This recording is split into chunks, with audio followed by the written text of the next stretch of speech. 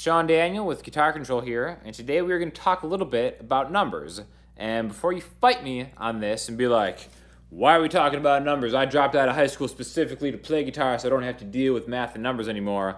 Listen up, and listen up good. You only have to count to 7. This is the most important music theory lesson you will ever get. I don't care if you never, ever look into music theory ever again.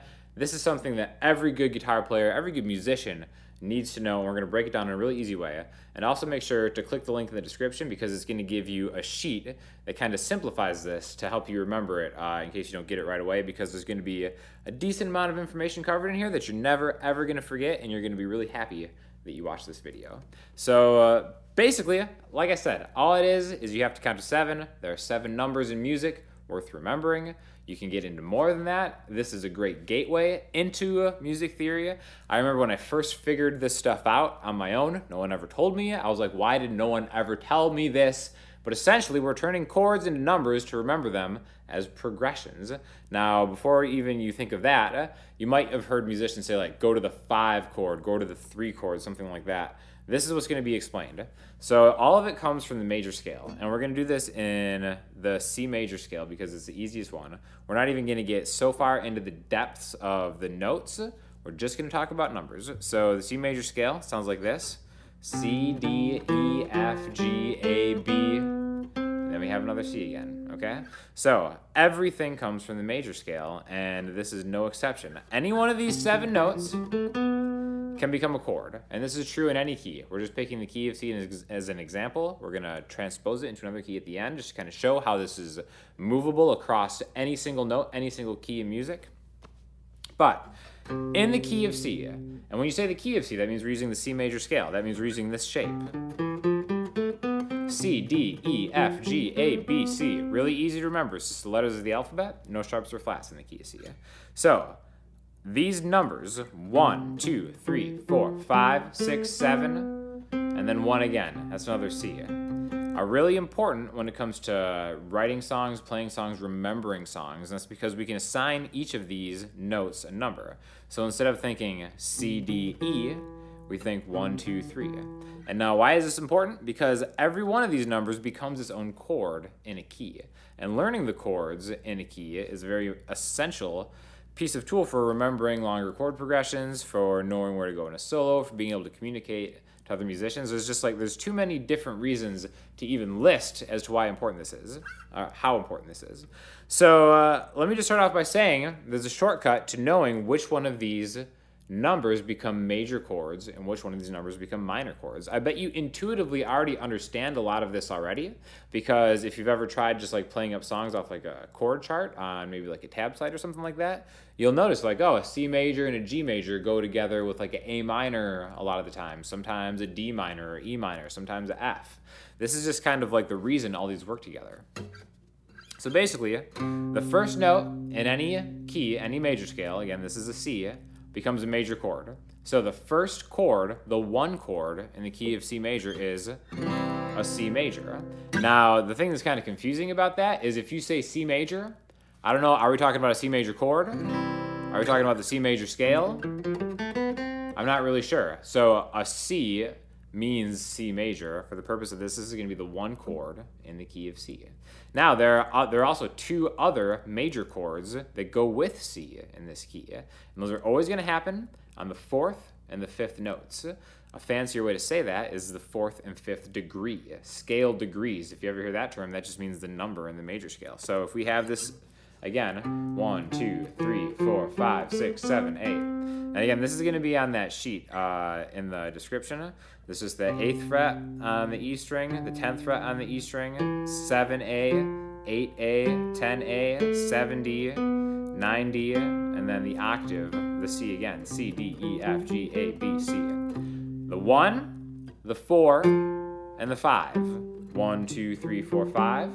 The 1, skip the 2, skip the 3, go to the 4, and the 5. 1, 4, 5. Those 3 notes all have the potential to become major chords in this key. So what are the 4th and 5th notes? We have a C, D, E, F.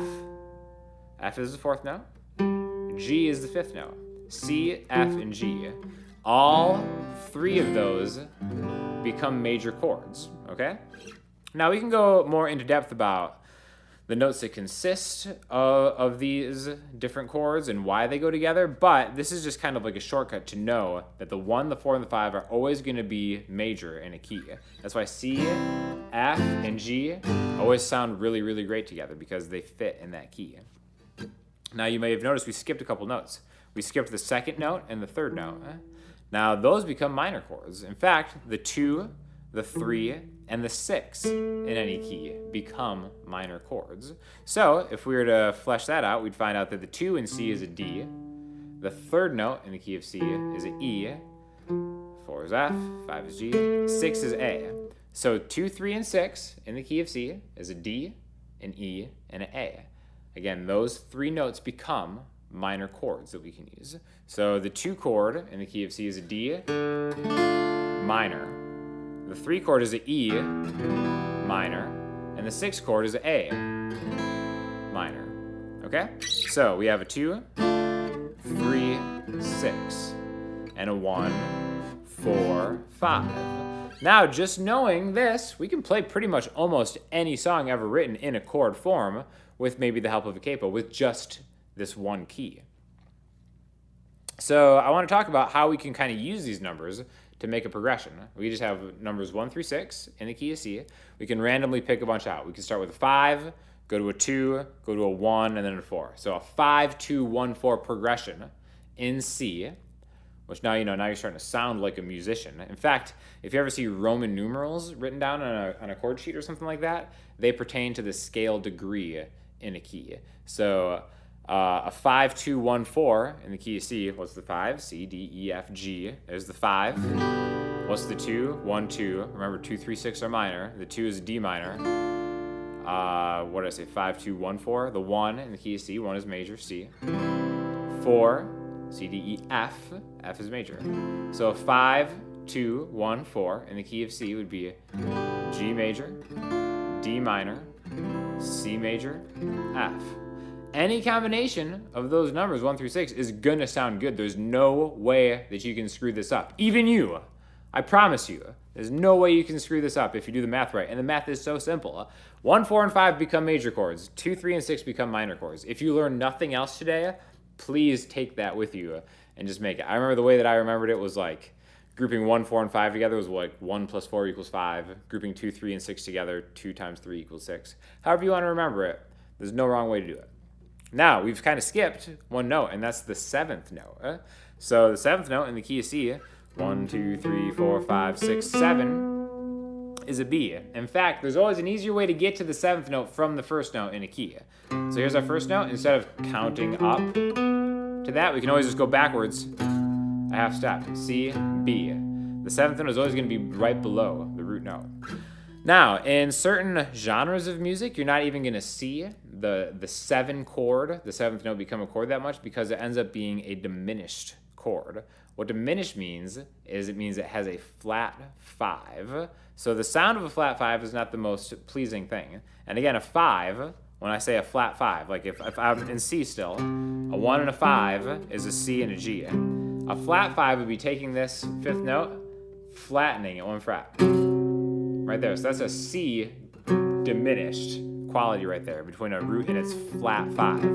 So if we did that on the B, that's the basis of a 7 chord. Now, again, in a lot of genres, you're not going to see 7 chords. Diminished chords, half diminished chords is another type of way to call this chord.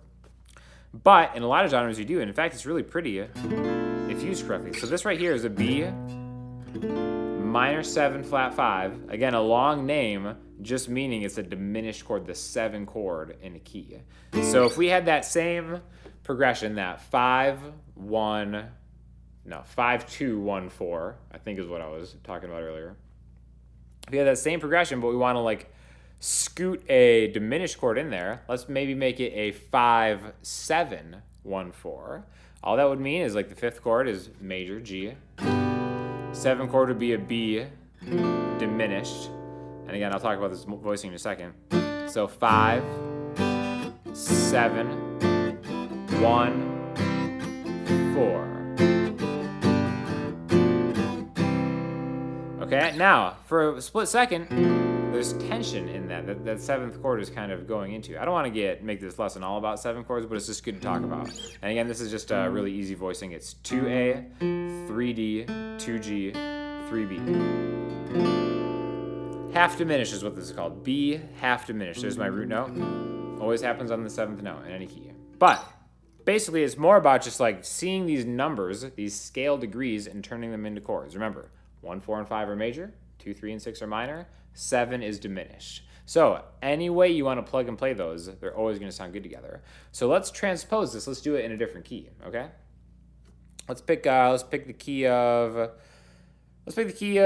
F. Okay. So if we take maybe a root note, the 8th fret on the A string is the F. We can play the same thing, the major scale. 1, 2, 3, 4, 5, 6, 7, and then the 1 again. So I know that. We can write this down if you want, like the first note in the key of F is a F. So that first note becomes a F. Is it major or minor? What is 1? 1 is major. Now the second note in the key of F is a G. Is G major or minor? The 2, remember 2, 3, and 6 are minor. So G minor would be the 2 chord in the key of F. We have F, G, A, right? So A is the third note. The third note is minor. A minor. So far I've got a 1, a 2, a 3, F major, G minor, A minor. The 4 chord in F, 1, 2, 3, 4, that's a B flat. So B flat would be major. Again, there are different voicings that you can use. This is more just about kind of grouping them together. The 5 chord in F is a C, so that's a C major. The 6th chord in F is a D. 1, 2, 3, 4, 5, 6 is a D, D minor. And the 7 chord in F, 1, 2, 3, 4, 5, 6, 7. Again, the shortcut, remember going back one, is E. So we'd have an E diminished chord. So if we played that original progression that we did in the key of C, what was it again? 5, 2, 1, 4. Again, I'll play it in the key of C, that 5, 2, 1, 4. The G to D to C to F. One more time around. In the key of C, 5, 2, 1, 4. A really quick way to transpose that into the key of F is using those numbers. So 5 in the key of F is a C. 2 in the key of F is a G minor. 1 in the key of F is a F. And then 4 in the key of F is B flat. Okay, so 5, 2, 1, 4.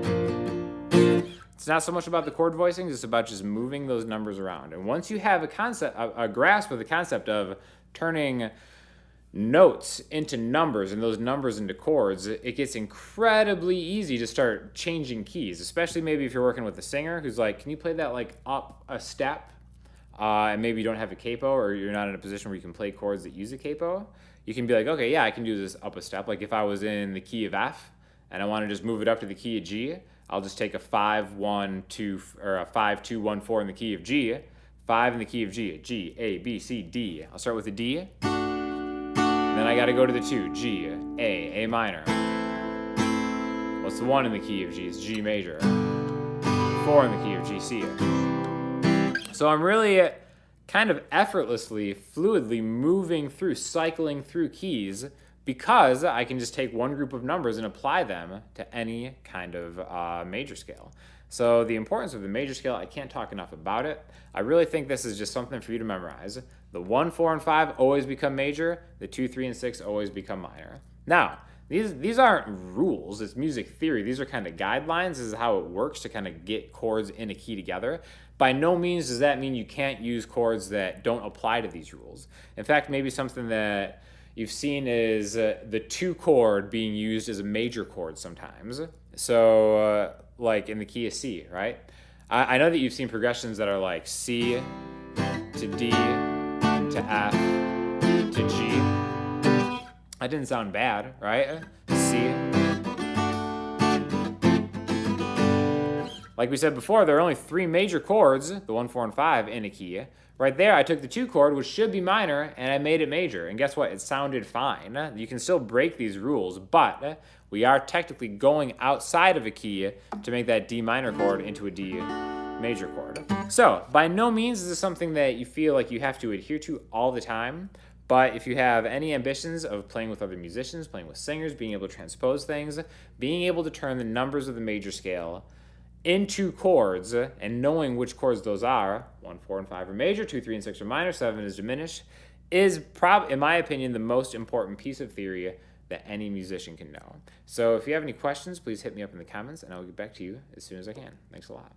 So if you found this lesson helpful, definitely subscribe to the channel because we got a lot more stuff. In fact, circling around me in these boxes are other lessons that I myself have done. I like to focus a lot on the music theory. We've got a lot of other great instructors that have their own techniques and styles that you should definitely check out. So please feel free to browse around the YouTube channel, go to the website, check everything out. And definitely, we're always looking for your feedback. So anything that you have to offer, please let us know.